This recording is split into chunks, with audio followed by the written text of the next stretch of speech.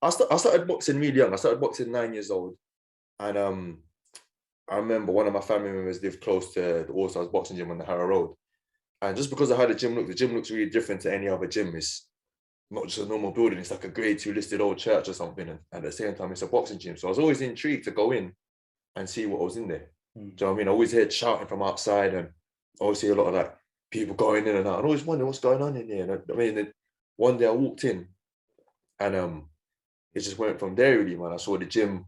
I saw two people sparring in the ring and all that sort of stuff, and coach was having a go at the fighters, and that was a funny one. And it just went from there, you know what I mean? I just thought, yo, this is where I belong, man. Yeah, this is where I belong. I think what led me to boxing though was I started off doing taekwondo. That was the first any form of combat that I'd done. And how I got into that was my dad used to show me a whole lot of Bruce Lee films. You know, That's how I started. Enter the Dragon and all that sort of stuff. And obviously, so I mean, it's quite opposite. It's literally like just your legs, isn't it? Yeah.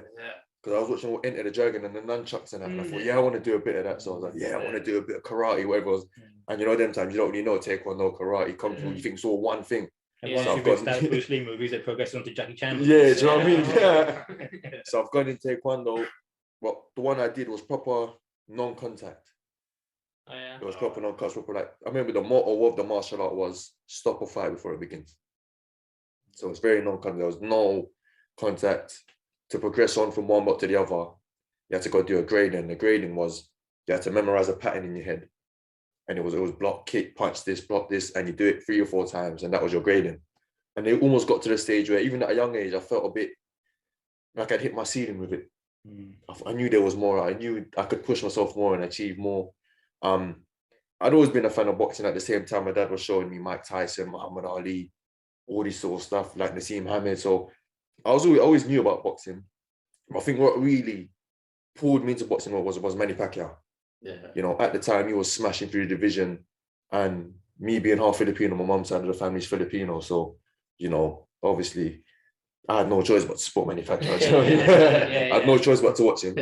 You know, watching him made me really want to get involved. So, you know, like I said, I went into the All Stars gym that day, and it went from there, man.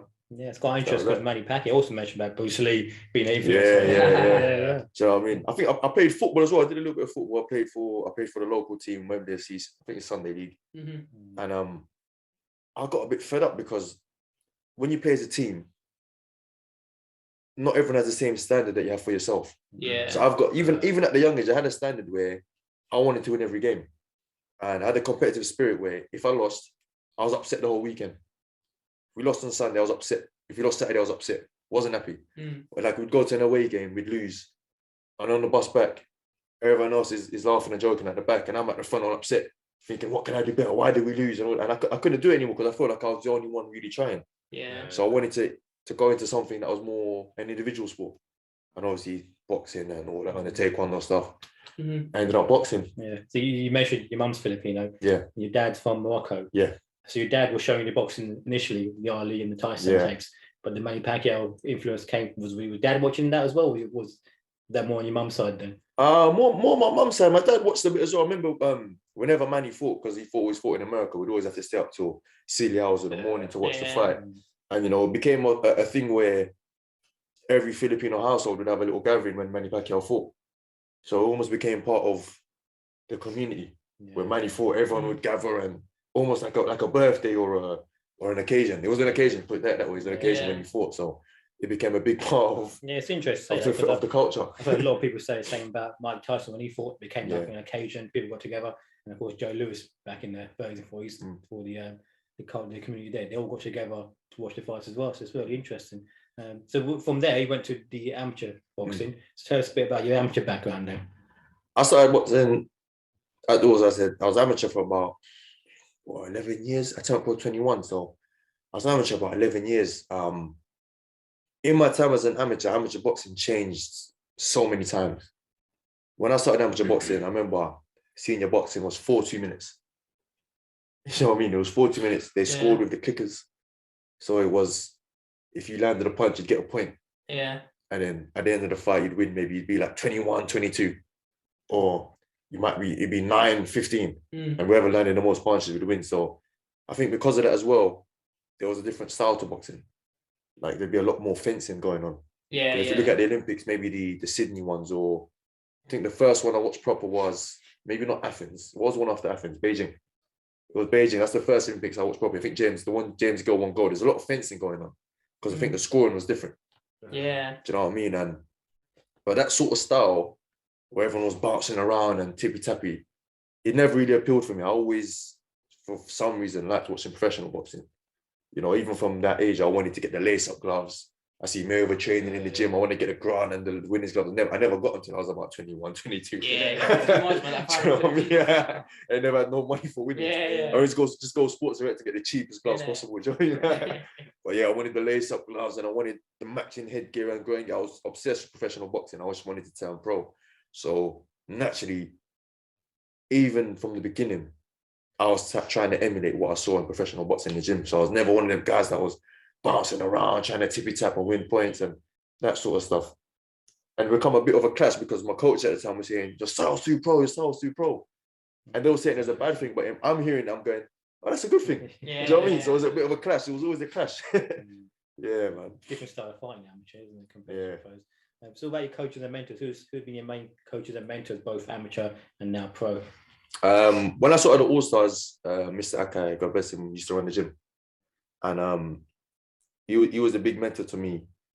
Growing up, he looked out for me more than what a normal coach would, you know, as in like a coach training a fighter is the bare minimum. I feel like Mr. Akai went above and beyond to look after the people in the gym. I remember the first day I met him, I walked in the gym and I said, I heard you're the governor. Because one of the coaches said, you need to go speak to the governor. So I said, I heard you're governor. And he went, yeah. He started laughing. He went, yeah. And I said, I want to box. And he went, can you fight? I went, yeah. And he goes, where have you fought? And I went, yeah, in school and on the street and stuff like that. Yeah. And he went, fight this guy then. And he pointed at some muscly guy and all that. And obviously shitting myself. And I was like, yeah, go on. And do you know what I mean? But he liked it. And then he said, from then on, he's already mentoring me saying, you know, leave out the fighting in school, leave out the fighting on the road and that, keep it in here. Do you know what I mean? He properly looked after me. Growing up, he used to give me boxing gloves. You saw me one time, they've got a cage at All Stars, right? And there's boxing gloves in there, probably from about 20 years ago. There's holes in them, and he saw me picking up gloves from the cage. And he called me over and he said, how come you're picking up gloves at the cage? Why haven't you got your own? And he goes, I ain't got enough money to get my own yet. So he went in the office and gave me a pair of gloves. You know, little things like that. He used to look after and make sure I was all right and that kind of thing. So he was a really big mentor to me growing up. Also, the coaches in that gym, I pretty much grew up with them I was at All Stars from 9 till about, I think it was like 17, 18 years old. So I was with them, you know, a long, long time, you know, my whole childhood pretty much. I tell people that I grew up in the gym, pretty much it's true, you know. I then went on to move to IQ Neasden and I met Xavier Miller, my coach now. And he's pretty much a father figure to me. You know, he's someone I talk to nearly every day. And it's a different kind of bond and a different kind of relationship you have with someone when it doesn't feel right when you're not with them. Do you know what I mean? When I'm training with someone else, it doesn't feel right. Do you know what I mean? He's like, I need my coach with me. I need Xavier, my coach with me. And that's the kind of bond we have. I feel like it's deeper than any boxer-fighter relationship, and it's more than boxing. Should I tell you what I like Xavier Miller? Because the first time we met you, know, Don Charles' gym, I was with Yasin there, and you guys came to speak to us to speak to, and he pointed to Yasin and goes, "Who's this then? Your brother?" Along with his dad. I take that compliment. I haven't forgotten that. How many years later? 7 years later. Wow. All right, so you mentioned Manny Pacquiao as being a big influence on you growing up. Was it just Manny Pacquiao who sort of spurred your decision, you know, sort of get more into boxing, or did you have other guys who sort of looked up to you and wanted to follow into boxing? Joe, boxing, at the time when I was getting into boxing was not as big as it is now, but it was on its way. You know, the 2012 Olympics was coming up, and so, you know, sports was on our up. James Gill won gold in the Olympics. I think David Hay and Chisora were fighting or something like that. So boxing was on its way up. there was a lot of guys on the domestic scene that I used to watch, and you know, Amir Khan was one of them. Ian Napa was another one. I remember at the time, every Friday there'd be a boxing show on Sky. It was before Matching on Sky had the exclusivity deal. So one day it'll be a Hatton show on Friday, or it'd be a Maloney show or a Warren show. So you know, every Friday I'd get home from training, and there'll be Friday night boxing on, and I'd watch it. And whoever was on there, I used to try and learn and just understand more boxing. I remember one time I was watching Gavin Rees, I was watching Jason Booth, Ian Napa, all of them from that time I used to watch and try and learn, because I always had the mentality, if you just watch, a lot of guys get caught into the thing where I want to just study one guy. I remember this guy when I was young and he was boxing in the gym. He used to love Muhammad Ali to the point where he used to do everything like Muhammad. He used to hit the bag like Muhammad Ali, shadow box some sparring, used to do the shuffle like Muhammad Ali. The only thing is, he's like a 5'6" heavyweight. Yeah, you're never going to box like Muhammad Ali. Do you know what I mean? Every gym has one person who copies Muhammad Ali. And Mike Tyson. Yeah. There's always a short stop. Or this generation, it's the Mayweather, isn't it? Yeah. It'll be his first day, and he'll be, I don't want to box like this, I want to box like this. Yeah. But yeah, where was I? We were talking about your influences growing up. Yeah, so I tried to take a bit from everyone, and just try to learn. Because like I was saying, I didn't want to get caught up in trying to watch one guy and trying to emulate one guy. There's only one Muhammad Ali. There's only one Mayweather. There's only one Manny Pacquiao. So I thought, why don't I take a bit from everyone and mold it into my own style? You know, because I read somewhere one time that to be successful at something, you got to look at the people that are in the position you want to be in. I obviously want to be a top athlete, mostly a boxer, but a top athlete. And one thing you do is you look at all of them, look at their life, look at their daily schedules, look at their mentality, and what you'll find is each of them have similarities, or they'll all have something in common. And what you need to do is take what they have in common and add it to your arsenal, because that's the recipe for success. Yeah. So that's why I try to watch everyone. You mentioned Ali. Who did Ali copy? Sugar Robinson, who's the best ever. There you go. Yeah. So how do you describe your style of boxing? You're taking a lot from different boxers, but what's your, are you someone more comes forward, counter puncher? Because I know Xavier Miller, he also likes a lot of the old school American fighters, doesn't he? James Toney type fighters. Yeah. So has he sort of put that style into your way of fighting? Yeah, definitely. I mean, he taught me how to defend behind my shoulder. But I think overall, I like to stay in the pocket and work inside the pocket. I watch James Toney a lot. He's one of the main guys. Like I said, I try to watch everyone, but I think one of the main boxers I watch and try to learn is James Toney. Yeah. You know, I see you put up George Benton, the old school guys as well. And that style, I was always being attracted to that sort of style of boxing because it's different. Like I said, I started boxing at a time when everyone was doing all the bouncing stuff, the GB boxing stuff. And I never used to like it. I've always got a problem with trying to be like everyone else. I always want to be a bit different. Even when it came to football, everyone supported the big four. Liverpool, Chelsea, Man United, Arsenal. Yeah. I went and supported Fulham. Just to be different. Yeah, do you know what I'm saying? Everybody wants to be the same. I want to do something a bit different. So when everyone's boxing like this, and I'm seeing, studying boxing, and I'm seeing guys in America that are boxing with different styles and doing different defense. You've got the Joe Frazier with the double cover and all these other defenses. I thought, I want to be like them. That's a bit different, you know what I mean? So I always attracted to that sort of style of boxing. Okay, so what sort of spurred your decision to go pro then? When did you decide I want to go pro? I'm good enough to go pro. A couple of reasons. I got to a stage in my amateur career where I felt like I hit my ceiling with amateur boxing. I felt like there was nowhere else to go. I was like, what am I going to do? The ABAs every year. Before you know it, I'll be 30 and then it'll be too late. Do you know what I mean? But I think what ultimately led to it was I was getting a bit fed up with the amateur judging. And what I mean by it is there weren't no consistency. It probably is different now, but when I was first went into the senior ABAs, the 2 times I went in it, they just changed the scoring from the points to 10-9. And I think that led to some confusion with the judges. It must have, because you'd win a fight one weekend for work rate, pressure, a lot of punches. And then you'd lose the fight next weekend for doing the same thing. So 1 week they'll score for pressure, 1 week they'll score for clean punches. Yeah, next week, you don't know, you're fighting a losing battle against the judge. You don't know what judges, you don't know what they want. Did they want pressure? Did they want clean punches? What do? It got to the point I was getting fed up. You'd win 1 week, you'd lose 1 week. You go in the ABAs and the same thing, you'd lose for this reason, you'd win for that reason. And I just got fed up. It got to the point where I sort of lost the motivation for it. Going back, I always, like I said, I always wanted to turn pro. Professional boxing was always my goal. Like, don't get me wrong. If they offered me to go to the Olympics, I'd take that with both hands. But, you know, I didn't think it was going to happen. I think amateur boxing, I went as far as I could go with it. And I thought, you know what, let's just take the plunge. I was at a good age. I was 21. So let's go for it, man. The world's your oyster at the end of the day. Do you know what I mean? You don't know unless you try. But let's go. You got to take risks, don't you? You can get anywhere in life, you got to take risks. That's right. So, you know, you mentioned the Olympic boxing. You think a lot of boxers, most boxers, they start off without much backing. So how did you find, because you've got to sell your own tickets, how did you find that sort of grind of making sure, you know, you got to sell your own tickets, not making a loss, and you've got to progress in your career, having all that on? Whereas amateur, you're just going out, fighting, coming back to your club, fighting whenever they call you back to fight. With pro, more of a business. So, you know, you got to build your reputation, you're almost like your personal brand. You got to sell tickets as well, that pressure as well. How did you find grinding now where you are now, where, you know, you very fought on big cards? Yeah.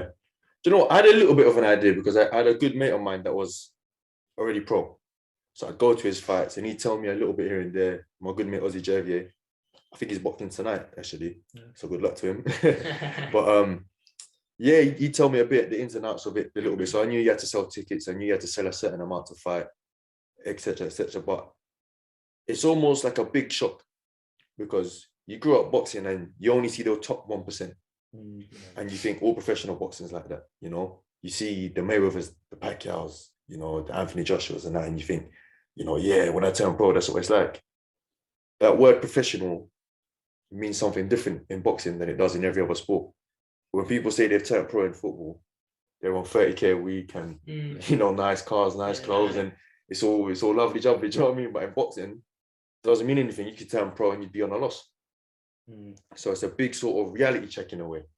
You know, it's different. At the same time, I was learning on the job. I'd never done anything like selling tickets before. You know, it's just, you get thrown in the deep end. I remember I did decent numbers on my first fight. I did really good numbers and I thought, I'm a good ticket seller. I'll be all right forever. Yeah. And then my second fight, I fought in Wembley Arena. Did amazing numbers again because down the road to me, everyone turned up. I was like, I don't know what people say about, oh, it's hard to sell tickets. What's going on here? It's easy peasy, isn't it? Yeah. Then my third fight, I went back to your call and it went plane crash. It went plane crash. It all went downhill. Didn't sell nowhere near what I was doing for the first two. And that's where you learn on the job.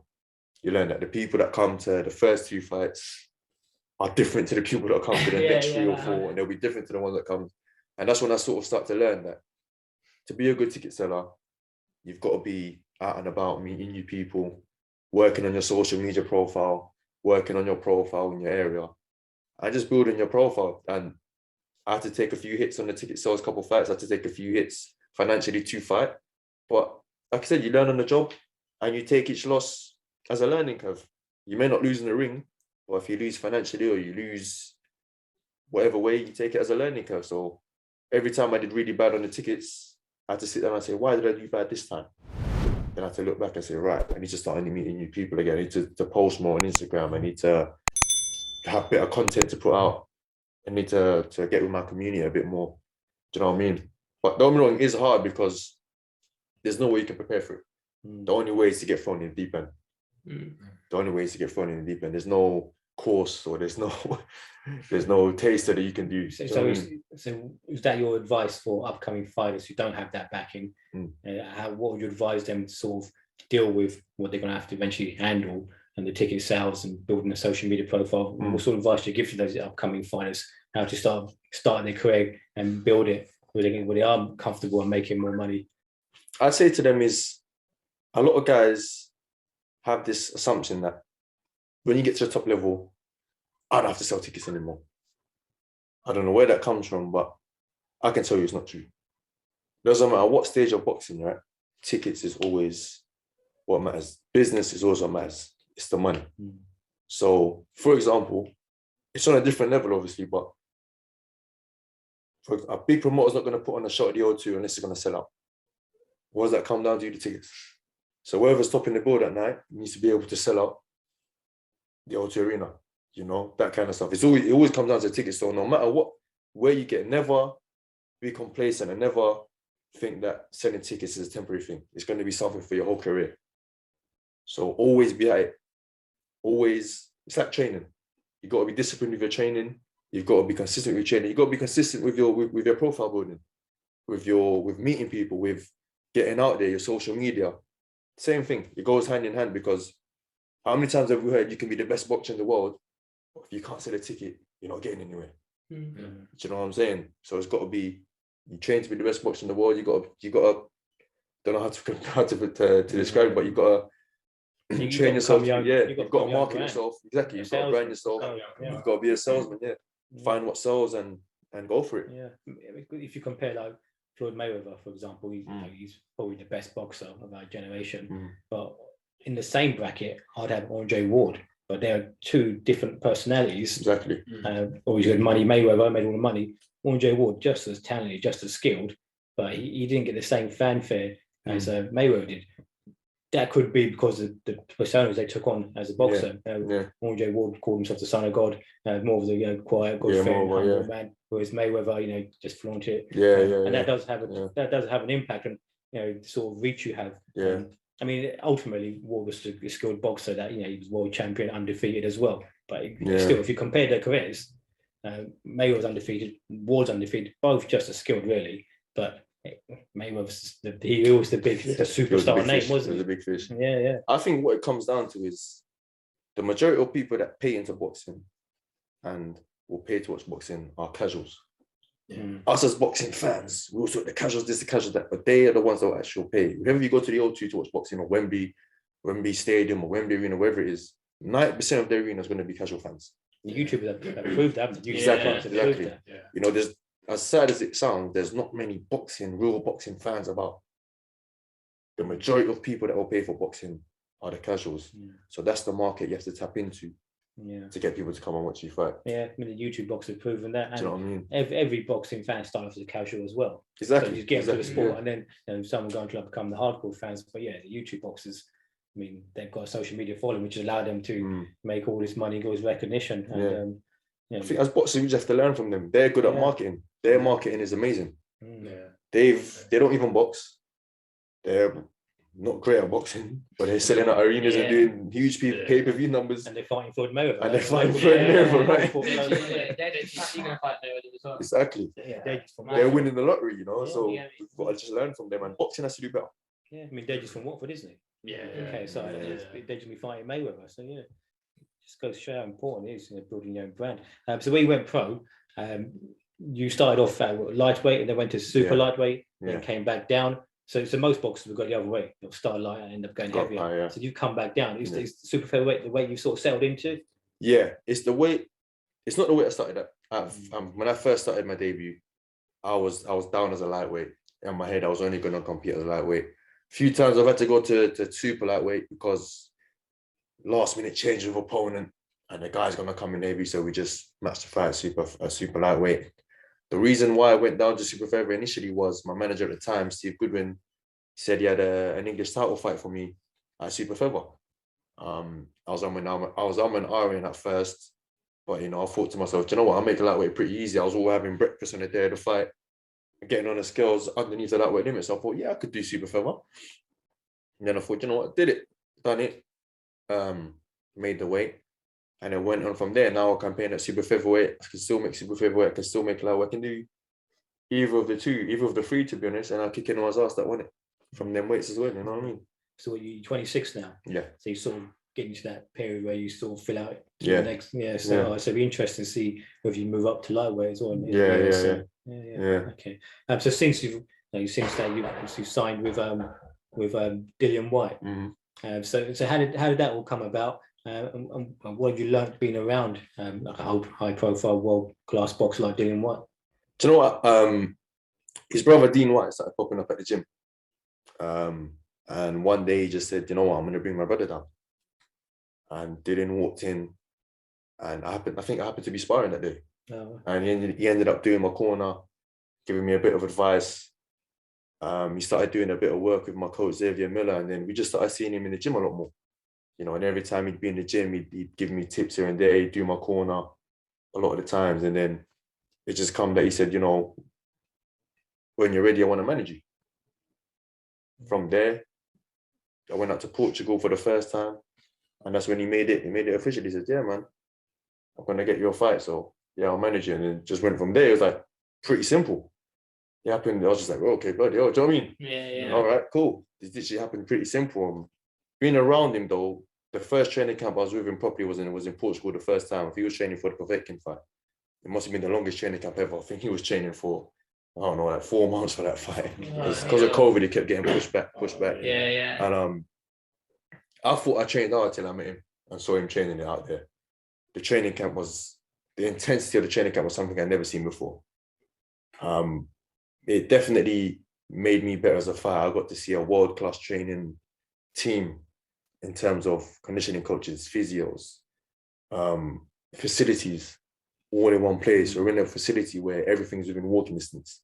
We don't have to travel nowhere. If you want a physio's if you need somewhere to run, running's there. If you need weights is there. Boxing gym's there, all in one place.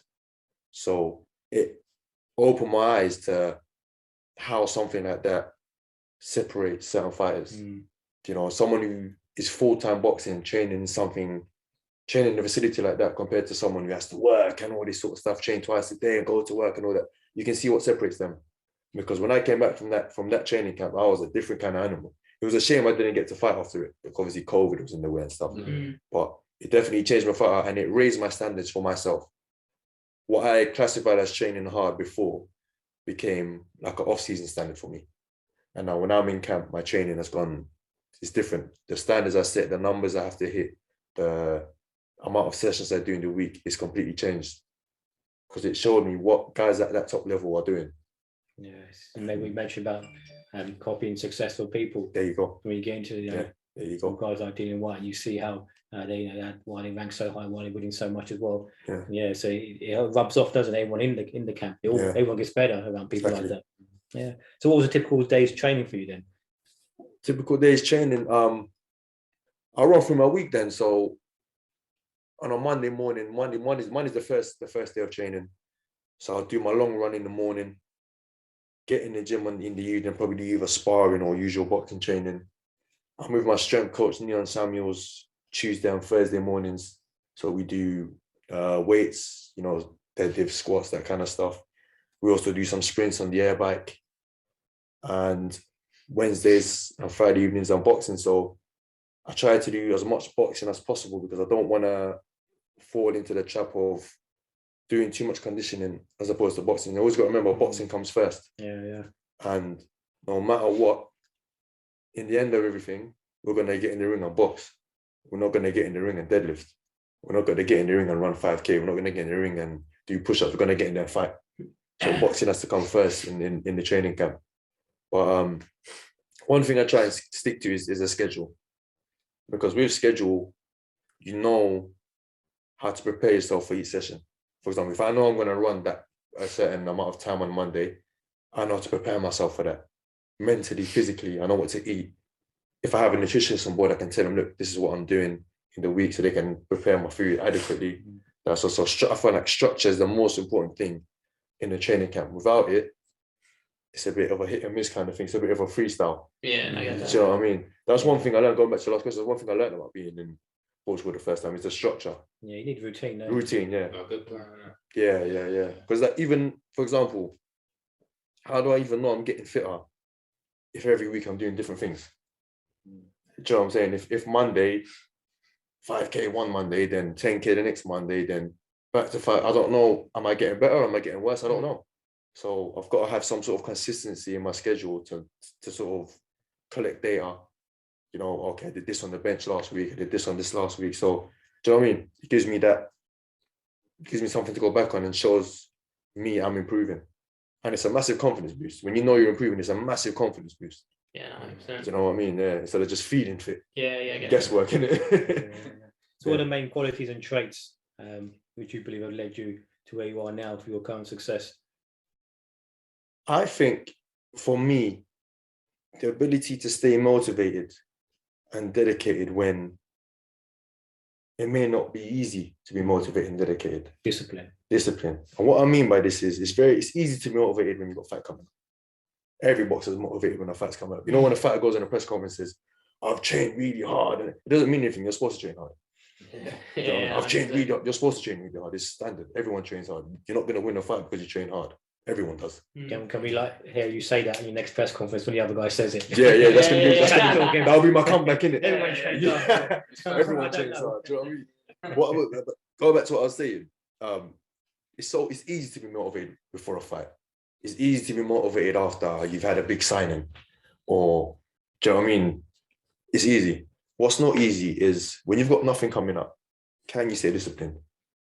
Can you not eat the food you're not supposed to eat? Can you do the runs you're supposed to run? You know what I mean? Running at 8 p.m. in the rain on a Saturday or 8 a.m. on a Saturday when there's no fight coming up, can you do it? For me, there's something I've always done because I've always seen it as something that will put me a step ahead of everyone else.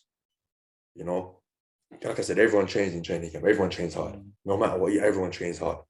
But where I can get my leg up on someone else is outside the camp. I'm still training. I'm still fit. I'm still in shape. Where someone's probably out there partying, drinking, eating whatever they want. That's what's going to separate me. And I think that's what's led me to where I am today, because a lot of guys, especially when I was really young in the gym, a lot of guys, that's where they'd fall off in the summer. Because, you know, the amateur season, when I was amateur, we used to finish in the summer. And as soon as, remember, the Haringey was the end of the season. As soon as the Haringey was done, the season was done. So after that Haringey final, you wouldn't see anyone come back in the gym till September. But I was always in the gym training. That's when I saw, right, I can get ahead of everyone. I'm staying in the gym. I'm going to keep training. So I think that's one trait that if you want to get somewhere in anything, you know, in life, innit? It doesn't have to be boxing, in sport, in football, in business. Stay dedicated, or try and stay dedicated in times when it may not be so easy. Yeah. You know, when everything seems to be going left, can you still stay with it? Because it's easy to not. It's never an overnight success. Exactly. It's always things you've been doing in the background over time. Consistency, It reminds me of this football player, Emmitt Smith. He's a running back, one of the best in history. And he said, all men are created equal. Some just work harder in pre-season. So you mentioned about training in summer holidays. Yeah, there you go. Training in summer holidays. The other guys aren't. So it all adds up, doesn't it? It all adds up. Yeah. So who are 3 fighters that maybe in your sort of list you want to fight, current fighters? Who's sort of eyeing up? Is there? Do you have a 3-fight plan or a 5-fight plan? I'm going to fight this guy next, then this guy, then challenge for a title, something like that?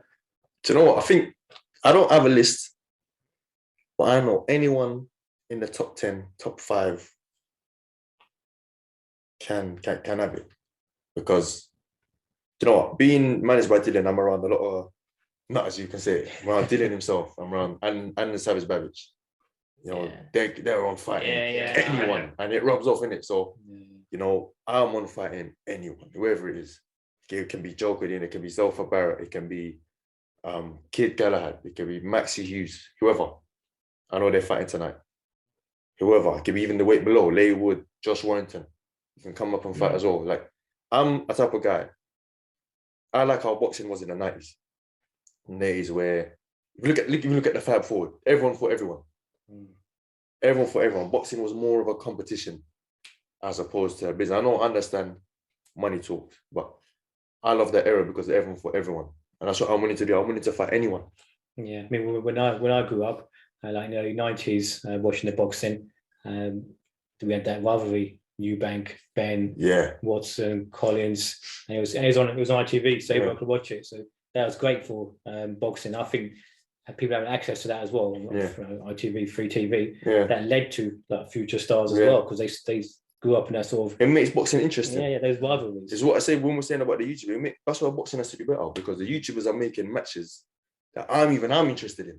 Yeah. Do you know what I mean? I don't even watch a lot of them guys. I don't know their GM. Do you know what I mean? I was never a guy to watch YouTube, but I know who he is because he's trying to fight him, and Salt Piper's trying to fight this guy. Do you know what I mean? And they're making interesting fights. Boxing has to do better, because as boxing fans, when we call for a fight to happen, we have to wait 4 years.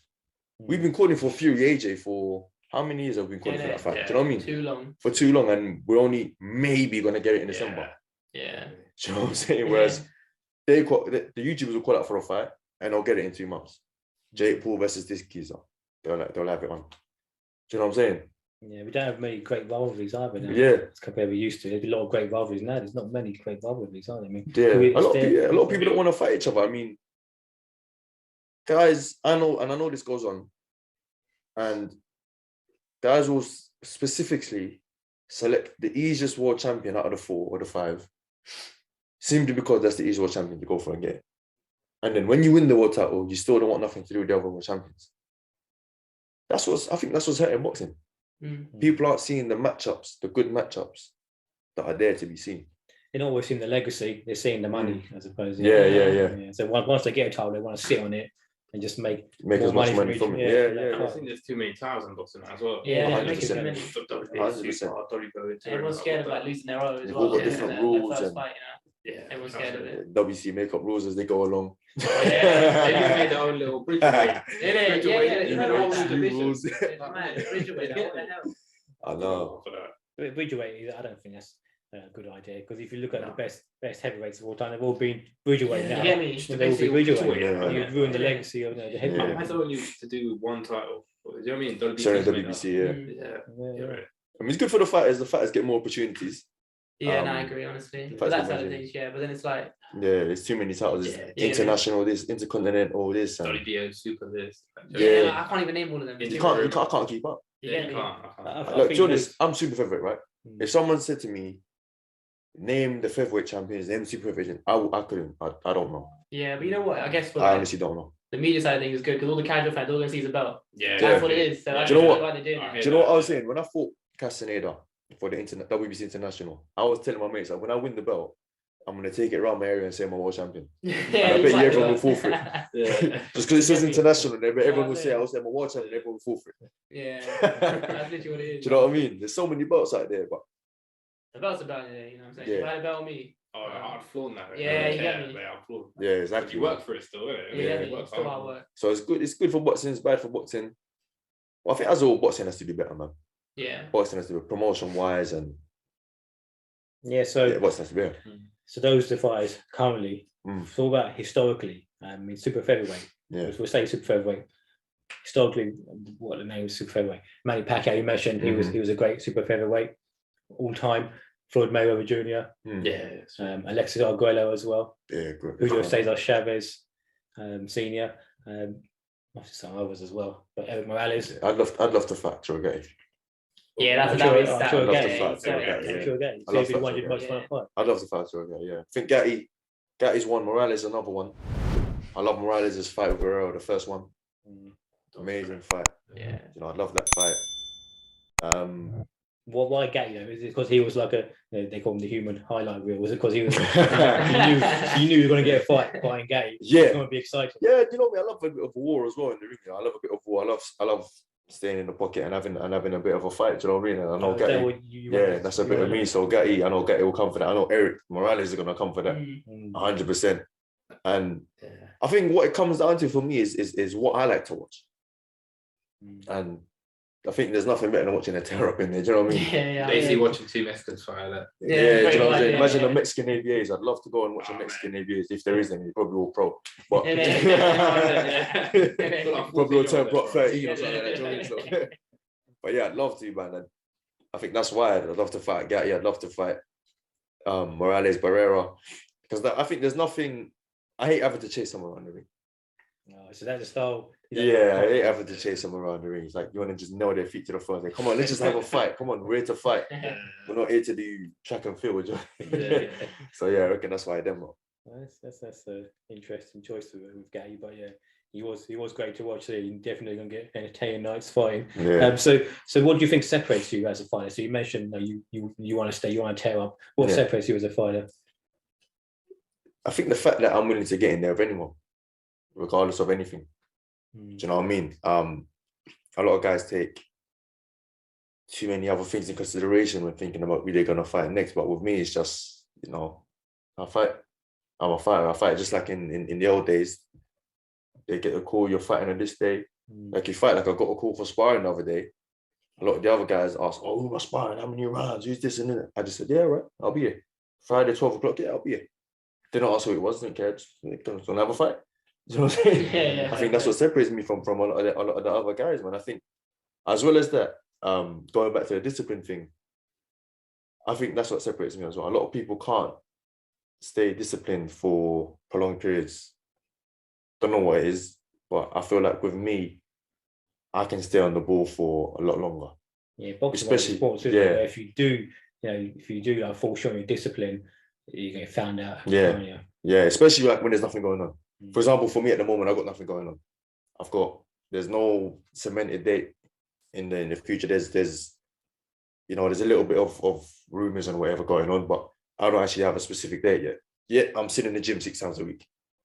I'm still doing my conditioning. I'm still doing my running. I'm still eating healthy-ish. I had some spring rolls today. Yeah. Thanks to coach. But do you know what I mean? And a lot of people can't do that. A lot of people are, if there's nothing going on, if they ain't got a date, you don't see them in the gym. Like, honestly, you don't see them at all. I think that's what separates me. I'm always trying to get better. And I know that to be the best, that's what you have to do. If you look at top athletes in any sport, Roger Federer, Cristiano Ronaldo, even someone like Lewis Hamilton, if you look into their autobiographies or their lifestyle, they're always on it. Always. Like Ronaldo trains throughout preseason. Lewis Hamilton as well. Roger Federer they go extra mile to get where they are. And I think the simple way to put it is you've got to be above average. It's average to train when you've got a fight coming up. Like I said earlier, everyone does it. Got a fight coming up. Oh, it's 8 weeks, yeah, let's train. I'm motivated. Can you be motivated outside of that? So do you study measurable biographies? Do you read about other successful sportsmen? Do you try to take their mind list go? Because I do that a bit. I try to get into their mindsets, see what makes them successful. Do you do the same as well? 100%. One thing I do is I watch a lot of podcasts now. I used to read more than before. I need to get back on it, I'll be honest. But I watch a lot of podcasts, audio books, and I just try to learn about athletes and what they do, what makes them different from any sport. Yeah, because I've read a lot of autobiographies in boxing. One of the ones I bought was Johnny Nelson's autobiography, because I heard that he lost his first 3 fights. But his amateur record as well. He lost most of his fights. His record went great. But he went to become a world champion and a really good cruiserweight world champion. He's still got the most number of defenses, hasn't he, in cruiserweight history or something like that. So I wanted to ask. I thought it was autobiography because I wanted to see what his mindset was, how you overcome that, and go from basically. Well, I think his record was like 3-13, something like that. Where you go from the bottom to the top, to the best in the world. So it's really interesting to find out how these people do it, what their mindset is. So you can learn a lot from that. We find a lot of them. There's a lot of similarities between all of them.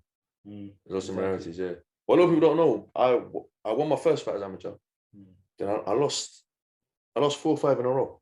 So how have you overcome that 4 or 5 in a row as an amateur as well? Where being young and that where people will say, you're losing 4 or 5 people at that age, you talk about more, don't they? People find me saying, give it up. It affects you more, doesn't it? But as an adult now, like I'm in my 40s now. If someone criticizes me, I don't really care. At that age, you're a youngster. It affects you more mentally. So how do you overcome that then? And just carry on going. For me, it was what drove me was the will to prove people wrong. The will to prove people wrong. I think my coaches at the time knew how to pull my strings as well, so they knew what motivated me. And they'd say stuff like, even in the corner of a fight, I'd blatantly have won the round. I'd come back in. I remember Dave Brown from All-Stars, he'd say something like, "You're losing," because he knew that. Like, what? I'm not losing. I'm going to prove you that I'm going to win. You knew how to get some. For me, proving everyone wrong was what motivated me to stay on it. Because losing 4 in a row at like 10 years old is a lot. Because when you're that age, every fight is a world title fight. You're probably fighting in front of 4 people, but in your head you're in the MGM Grand and there's 20,000. Do you know what I'm saying? Do you know what I mean? And in your head you've got a ring walk and you imagine all this stuff. When in reality it's not really that, but to you it's everything. And losing, it hurts a lot. But I just wanted to prove everyone wrong, so I was just staying at it. I stuck at it. And obviously even learning about people like Johnny Nelson, because I did research at that age. I knew Johnny Nelson lost a lot of his early fights. I knew a lot of guys they lose. Only Canelo lost his first fight, that sort of stuff. So you look at it and you think, yo, what's his name? The Southpaw, the Argentinian guy, he knocked up Paul Williams. Sergio Martinez. Sergio Martinez started late and he still got up there. So you sort of, when you research, you see, you know what, actually, it's not bad that you've lost. It's possible. It's a thing that happens, like setbacks happens in sport. Yeah. And you just find that you just have to keep going. Yeah. I mean, Duran, how much fights did he have? At 13 or something? 10 or 13. I could be wrong. Did he learn boxing in prison? He lost his first fight as well. Yeah, Hopkins lost his. Hopkins, yeah. Dwight Muhammad as well. You just keep going. Juan Manuel Marquez, he lost his first fight. They all developed into greats. So because so much of becoming successful and being good at boxing, it's not just physical, it's mental, isn't it? So having mental strength to overcome those setbacks, I think it takes a long way. A lot of people don't really talk about how strong you have to be mentally to box, because it's you're on TV in front of a crowd. The pressure, not only the pressure to perform, the pressure of tickets we'll talk about earlier, the pressure of what pressures me is a lot of the people that come to the fight are people I know, right? And I know they've spent 40, 50, 60 pounds out of their hard-earned money to come and watch me. And what pressures me is I want them to come to the event and feel like they've had 60 pounds worth of their time. Do you know what I mean? It's been worth their time and their money. And that pressures me all the time. So you still take a 10-second first round knockout and win then? Do you know what? I think... Or do you want to put a show on for the guys? Yeah. Do you know what? It's paid for overtime this year. Do you know what? Yeah, you're going to be overtime. You know, we've all been at boxing shows and there's always a fight on the show going on where everyone in the crowd is just having a conversation about something else. You know, and I hate that. I'd hate that to be me, because I feel like then my people that's come all the way to fight, to watch me fight. Because remember, Wembley to York is far, right? It's both London, but it's on the other side of London, so it's far. And I don't want my people to feel like they're coming all this way. And if it's a 4 or 6 rounder, it's a 4 or 6 rounder of rubbish, innit? They're probably talking about the football score earlier on or something like that. So there's always that pressure that to entertain, because one, just because they paid their money and I want them to feel like it's been worth their time, and two, I want them to come again. Because no one's going to come spend 60 pounds and watch a load of rubbish and say, oh, here's another 60 pounds for next time. They're just not going to come. They're not going to turn up. So it's a tough one. It's pressure, yeah. It's entertainment business. Exactly. Yeah. And I think training camp as well, because it's mentally draining to wake up and run, go to the gym and train. You're always tired of training camp. You're making weight, you're cutting, you can't eat this. You sacrifice on family gathering, on going out with your mates and this and that. So mentally, it's draining. Even having to say no to something. For example, if your mate's going out and you say, no, I can't go, I'm training in the morning. It's mentally draining to say no. That takes its toll over time. So I think a lot of people don't understand how mentally hard it is to box. It's a lot more than just turn up on the night, put the gloves on and smash someone up. Do you know what I mean? There's a lot more that goes into it than just that. The more you talk about these things, the more you realise how much of business boxing is. I mean, Tyson was knocking people out in the first round and he's the most exciting fighter of all time. But yeah, it's that balance, isn't it? It's so much goes into boxing, people just don't really talk about or know about or don't see. It's just it's a business. And there's a lot to it. When they say it's the hardest sport in the world, it makes sense, you know. It is, isn't it? Especially when they say, do you know what? They say boxing's the loneliest sport in the world. And I used to think, to me, that meant, when you're in the ring and you're on your own, so it's the loneliest sport in the world. Everyone leaves the ring and leaves you in there. But for me, it's more the build up to a fight is as much as someone is going to be there with you, you're on your own. Because when you've got to eat the 1 calorie a day, you're doing it on your own, isn't it? Yeah. Do you know what I mean? When you've got to run, someone can run with you. It might not be as hard for that person because that person ain't done sparring and weights and all the other stuff in the week. So he's not as tired as you to do the run. For you to drag yourself out and do the run, it's probably 3 times harder than it is for someone else. And it's lonely, isn't it? Because and on top of that as well, you miss out on everything. You might even still go to a family gathering, but you're not really there. You're tired. Like there's a lot of times I've had to go to events and stuff and functions and gathering, and I'm just sitting there. It's like everyone's going, "Are you alright?" And I'm alright. I'm like, "Yeah, I'm alright. I'm just tired." Like I haven't got the energy to get up and conversate and do all of that. I guess. Do you know what I mean? That sort of stuff. So like it's lonely. It's hard, and a lot of people don't really see it, man. I remember Marvin Hagler saying that he used to run out in the cold. Where was he from? Brockton, was it Brockton he was from? Boston. But he was Boston. He's run out in the cold. He used to hold it against his opponent that this guy has made me wake up in the morning, go running out in the snow. You've got to send it So somewhere. Get a miss out and everything. It's true. You've got to have your own analogy for everything because you need something to motivate you, because I'm telling you, running out in the cold, it's not leisurely, is it? So what's your most memorable moment in boxing, and how would you want to be remembered as a fighter when it's all said and done? I think my best moment in boxing so far was the Kane Baker fight in Gibraltar. I think one, because I got to fight in COVID in a time where everything felt like a dead end. It felt like nothing was going to happen. I honestly thought I wouldn't fight until the whole COVID thing was going to end. And it didn't look like there was a light at the end of the tunnel at that time in the pandemic. So I think that was one of my favourite moments in boxing. What cemented it even more was the trip itself, you know. We got flown out on a private plane, and we got to stay in some 5-star hotel. That's about the whole experience. And because it was my first taste of the big time. Do you know what I mean? You know, you get food given to you. So we just spoke all the hardship with training, and now you're talking about. I'm talking about the good times, man. It weren't all good times. They weren't all good times, but do you know what I mean? It was a nice change to what it normally was like. Do you know what I mean? We got to fly out and stuff like that, and all that sort of stuff. It's the purpose of the job. Yeah, and I think I put a lot of pressure on myself beforehand, because I know, you know, Dylan got me the opportunity. Didn't want to let him down. My coach had put a lot of time in me from the amateurs. Didn't want to let him down. You know, my sponsors, Benja, Tiger Bay, put a lot into the training camp. Didn't want to let them down as well, because it was the first time on the big stage. It was like my whole career had been built up to that point, you know, performing on the big stage, and I didn't want to just throw it all away. On top of that, you know, Kane Baker's not an easy opponent. The guy is relentless. Like, we've seen him against Fiaz, and I think just before me, he beat a 5-0 prospect. So he had momentum with him. He was on a roll. I hadn't boxed for a year. So it was all against me. I was the underdog in the fight as well.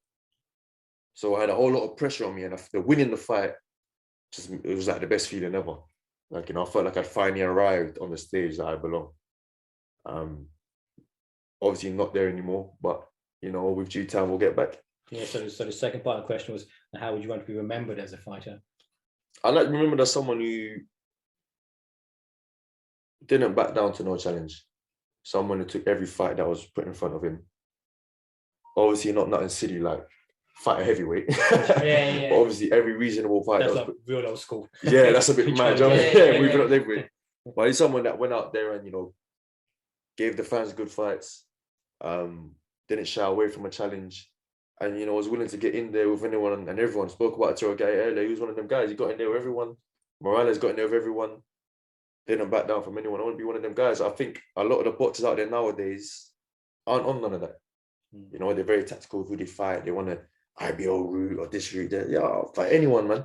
Obviously, I understand, boxing, you have to build your career, but I will fight anyone on the path. Whoever it is, knockout artist. I don't think a lot of guys would have fought Castaneda when I fought him. The guy just beat Oliver Jones. He's got a mad KO ratio. I didn't realize the KO ratio was that high. The guy, I think he's got 14 knockouts out of 16 or something like that. So yeah, he's got a high KO ratio. I think a lot of guys would have went, nah, leave it out. But yeah, I mean, I see something like that and I think, yeah, I'll have a bit of that. That's a challenge. You know what I mean? That's a challenge. Even when it was Kane Baker, that's a challenge. He's there, like, giving prospects good run for the money, beating them. I want to fight someone like that and challenge myself. I don't want to fight someone where it's 90% I'm going to win. That's a waste of time. Even in my last fight when I fought in Luton, the guy's record doesn't show it, but that guy comes to win. You know what I'm saying? He gives people a hard fight, and that's the kind of fights I want to be in. I want to be in good fights, real fights. Because it's all good and well going in there and knocking over someone that you're 90% likely to beat. But what are you doing? You're just cunning the public at the end of the day, innit? I'd rather go in there and have a proper fight. I get to learn a lot from the fight. Yeah. You know, and my people get to get their money's worth because they get to see a good fight. If I'm going in there fighting someone with 100 losses and stuff, and just going to go like that the whole night, that's when they're going to have a conversation about something else. You know what I'm saying? So yeah, man, that's what I want to be remembered. Someone that was always in good fights, weren't scared of no challenge. I went in there for everyone, man.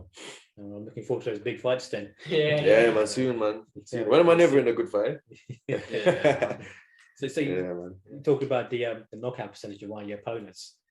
So we spoke about earlier as well. Nassim Muhammad, Kevin Kelly, when Nassim Muhammad, when Kevin Kelly said to Nassim Muhammad, "Because I'm going to smoke your boots." Yeah. So have you ever in the ring been hit by someone and thought, "Oh my God"? And likewise, have you ever hit someone and thought, "Oh, that's the perfect punch I've caught him with there"? Do you know what? I remember I fought Liam Dillon for the English title, and I hit him with a hook, and I put my whole body weight into the hook. What was the body shot? It was a headshot. Headshot, yeah. Yeah, and I put my whole body weight into the hook, and I landed it, and I thought, because I've turned so much, I couldn't see him. I go boom, and I can't see him. So then I thought that landing, I thought, oh, he's therefore wobbled or gone over. So as I've come back to look, I think I'm gonna see him wobble. He's gonna be on the floor. One of them. I've turned around, and he's right on my face. Oh, you did one with the beard. What's his name? Yeah, that guy. I fought him for the English title. Yeah, that guy. Yeah, I hit him so hard, boom, and I turned around, and he was still in my face. Yeah. I went, hold on a second, what's going on here? So what is your mindset when you punch someone as hard as you can, and they're just looking at you? Yeah. Like, Do you know what? You always got to find a way. You always got to find a way. That's what, like, we're going back to earlier, that's what separates people. Some people shut down at the first hurdle. It's just a hurdle. If you don't hurt him with that shot, you find another shot to hurt him with. And if you don't hurt him with that shot, you find another shot to hurt him with. It's almost going back to an analogy where it's not the best analogy, but if I crack in these cracks, it's going to find the money, right? So if I need to win the fight, I'm going to find a way to win the fight. Doesn't matter what the circumstances is, you know? Always got to find a way. And that's the mentality a lot of athletes have, like find a way. Find a way. I remember Ronaldo, he was saying something, he was in the Champions League final and they conceded a goal last minute. And in his head, he saw his team, Real Madrid at the time, his team looked dejected. And he was going to him, don't worry, we're going to score. We'll find a way. We've got 2 minutes of injury time or something. We'll find a way. And he scored. So you always got to have that mentality. You've got to find a way. Even if it's all going left, you've got to find a way. Who was it? Carl Froch against Jermaine Taylor? Jermaine Taylor, that's it, yeah. When he lost every round as well. Got dropped. Yeah. And you got to find a way. Yeah. You got to never give up, basically. Yeah. You got to never give up. Yeah, quite a few of them boxing. Like Castillo. Castillo versus Corrales. Got dropped twice. Yeah. Started the gunshot out there. Chavez, Melvin Taylor. That was a pure robbery. I hate that. That's 2 seconds left, and Melvin Taylor was winning. Yeah, They robbed that off him. I know. He was up that night. Yeah. But yeah, you find a way, don't you? You find a way. Right, you got to find a way. That position. When the rent's got to be paid, you got to find a way. You know what I'm saying? So You what gotta find the that flip money, side? man. Have you ever been hit so hard? Like Nassim Muhammad said, that smoking your boots, he actually got, when Kelly hit him, he said he actually felt like the fire electricity up from his feet. Do you know what? I tell you a funny story. I was when I was really young, I think I was 13. Sparring doing what? No way. I was about 13, and at the time, whenever someone got hit with a body shot, I went down and you see them crying and moaning. I was thinking, he's a coward. Look at him. Look at him. Not built for it. Because obviously I'd never been hit with one yet. A geezer, pro, come down at the time. His name was Yassin Almachi, Moroccan guy. Walked into the All-Stars gym. We're doing a bit of sparring, and he hit me with an uppercut to the solar plexus. And it's got a little bit of that delayed reaction. Yeah. So he's hitting me with it, and then he looked at me and went, "Are you okay?" And obviously I didn't feel it at the time, so I went, "Yeah, I'm all right." And then as I'm walking towards him, pain starts coming. Yeah. Long. And I've started walking backwards to the ropes. As I'm walking backwards, I'm looking at the time. I see he's got 10 seconds. I'm looking at the time. I've just walked back to the ropes and just, I've turtled up like that. And he's going, smash, like that. And I'm just like this, taking it all. The bell's gone. And then I think, coach went, was it a body shot? And I went, yeah. He went, yeah, roll out and go home. That's enough. Yeah, that's when I thought, you know what? I ain't stop calling people coward when they take body shot, because that's not nice, man. Body shots are the worst. They're the worst, isn't it, man? Headshots. Boy, yeah. And you always have times when you're sparring where someone would just like skim your liver. Do you know what I mean? Now you think, thank God that didn't land, because Yeah, just skimming it, yeah, you can feel the pain. Yeah. Boxing, eh? Yeah. I love landing them, yeah. I land a body shot every day of the week, but I won't take them. Yeah. So how would you relax then away from boxing? I'm very much an introvert, you know. I don't really go out that much. I like things that keep me at home, because when you're in training camp, you don't want to get distracted and stuff. So you know, stuff that keeps me at home, keeps me out of trouble, and keeps me out of doing the things I'm not supposed to be doing. So I stay at home a lot. I mean, I do go and watch football a bit. I follow Fulham everywhere. Yeah, I guess that's something I do a lot. But apart from boxing, I don't really do much, do I? I can't answer the question. As an introvert, though, is a boxing stadium with a crowd, is that because I'm probably the same as well. So big crowds, I tend to avoid them. So you still go big crowds of football. They still feel at home. They take a lot. If I go there, I then need some time, and a day or two, just to unwind and get my own peace and space back. You find that the same as when you go to like busy events, even the boxing events. Lots of people, you then need a couple of days to recharge. You're alone. No, I think it depends on the event. When it's something I enjoy, boxing, football, a bit different. I think I'm right. Even with boxing, I don't count boxing as sort of like a going out thing, or it's not away from boxing, because it's boxing at the end of the day. It's not your boxing, someone else's. You can watch a friend box something. No, I think I'll be all right, you know. I think there are times when I'm at boxing and I think, oh, should I just watch it on the telly? It's a bit noisy in there, do you know what I mean? But no, I think I'm all right. I think, sometimes I enjoy it. There's an odd occasion where I go out to a boxing event or whatever, and I enjoy the rowdiness and stuff. So what movies? Do you follow movies blind? No, you're actually watching boxing podcasts. That's all. Yeah, what is I got watching fights, old fights. Yeah, I got my PlayStation connected up to the YouTube, and what I do, YouTube's one, you just goes on random videos. So I just put a boxing on and let it roll. I'm on my phone or whatever. So you play the PlayStation as well? A little bit, not too much. Yeah. I suppose now you can't really, can you? Yeah, not with boxing and that. Yeah. It's good in training camp though. It keeps you busy. Yeah, especially when you can't wait. Just think take your mind off stuff, innit? Fasting in Ramadan, right? Not much to do. Takes your mind off stuff, Not much to do, and I suppose that fills the time, doesn't it? Yeah. All right. So for those who haven't seen you box, what would be the one fight you recommend they watch to see your sort of style and your performance? Do you know what? The Castaneda fight is a good fight. I watched that fight like it's not me, like I'm a fan. Not to be big-headed or nothing, but I watch it like that's a good fight. Especially that exchange where me and him were just laying into each other with hooks and that. Yeah, like I love the fight. That fight's a good fight. The fight with Kane Baker's a good fight if you want to see the skillful side of me. Do you know what I mean? Or the Liam Dillon fight's another good fight. That fight they were saying was if that was on a bigger platform, would have been fight of the year. That's what people were saying. That's on YouTube still, I think. But that was a great fight. And I reckon those are the 3 fights that were scheduled 10 rounders. So yeah, those are the 3 good fights, man. So I say Castaneda, Kane Baker, and Liam Dillon. Oh, good. So what's the best and worst thing about boxing? Best thing about boxing is winning. Best thing about boxing is winning, man. Is winning. That's the best thing. Nothing feels better than having all the sacrifice and the stuff you have to give up. Nothing's better than feeling like all of that was worth it. Do you know what I mean? Because when you know how shit training can get, can't eat this, can't go here, can't do that. When it feels like it was all worth it, it's the best feeling ever. But the worst thing, I'd say, making weight. I say making weight. Making weight is nasty, man. It's difficult, man, because you're taking your body to a weight that's probably unnatural. So it's hard. It's just hard, but you have to accept it as part of the game. Just like you have to accept certain things as part of life. Making weight is part of boxing, man. This is how it goes. It's like, you know, paying the bills is part of life. Getting a parking ticket through the door is part of life. But yeah, you mentioned like the best thing, boxing, winning.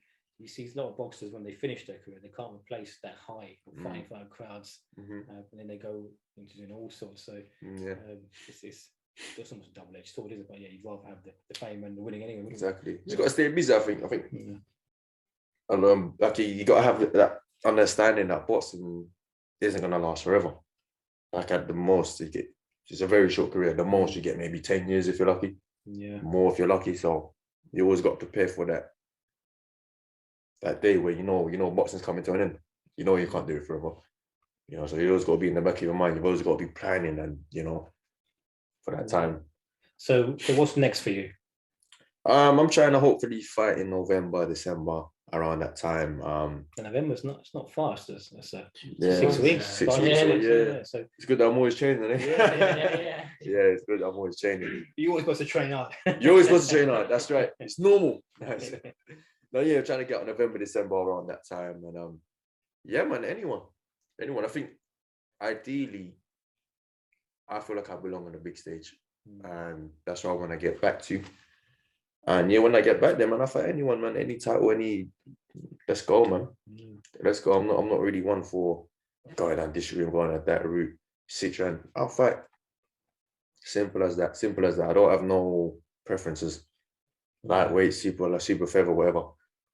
Let's fight, man. Then Shakur Stevenson just he missed the weight for 130 pounds. Yeah, now he's moving up. Super featherweight, isn't it? So he vacated the belts. The guy, the guy who fought one, he would have won it, but he didn't. Boy, if any promoter need an opponent for the vacant belt, hey, hit me up, man. You need a guy for the vacant, man. I don't mind coming and upsetting the odds, man. and turning the script over, man. Let's go. Yeah. Let's get some of those YouTube boxing, they sort of promotional skills out. Yeah, do you know what I mean? Do you know what I mean?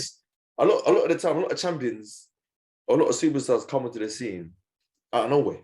Yeah. It's like, Manny Pacquiao come out of nowhere when he beat De La Hoya as well. De La Hoya. Stage, exactly, yeah. Or even that South African geezer who fought before that.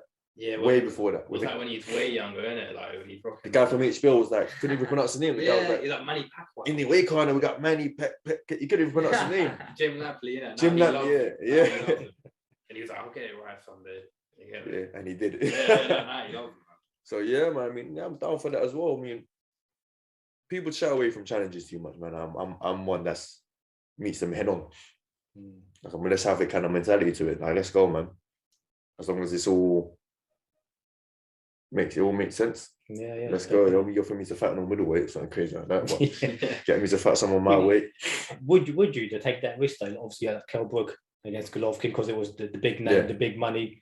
Manny Pacquiao done as well, didn't he? Margarito, yeah.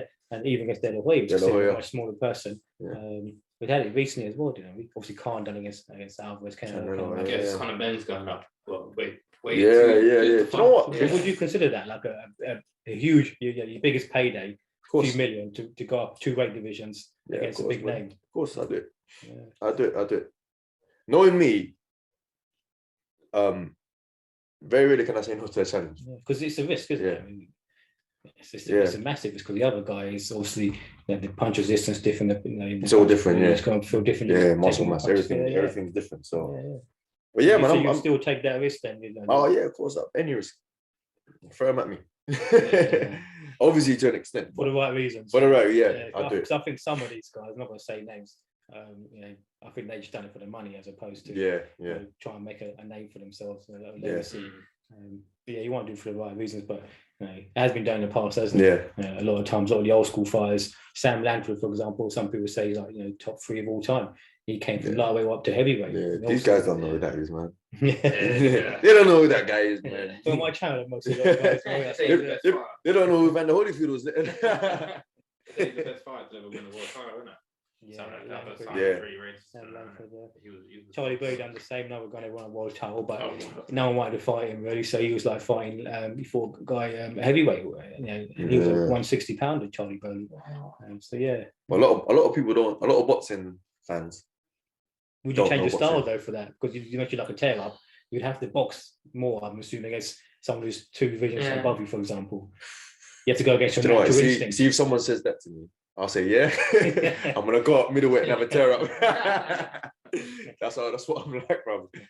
Yeah, man. I always wanna do extra and do too much, man. I guess sometimes the coach got to save me from myself. Yeah. Right. I guess it's what makes me different. That's what the coach is there for. Exactly. Exactly, man.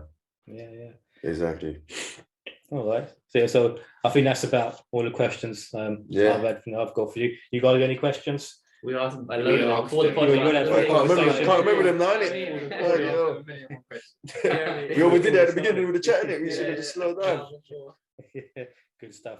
Yeah, really appreciate you coming down. No, thank you Yeah, for having me. yeah, No, see you thanks for again. having me. Hopefully we'll catch up again in future. Cool. Yeah, so yeah, all the best with everything. And Hopefully we'll be back here with the title or something. Yeah, you know what I mean? 100%, yeah. That's right, man. Yeah, been the title here as well for That's another right. Yeah, interview. we'll have it right here. That's how it We'll have it right here on is. the table. Boom. Need a bigger table. Yeah. Yeah. Cool, good stuff. Nice. Thanks so much, Youssef. Anytime, bro. Appreciate it as well, yeah. Cool, man. Anytime. Thank Anytime. you. No, it's wicked, man. All right.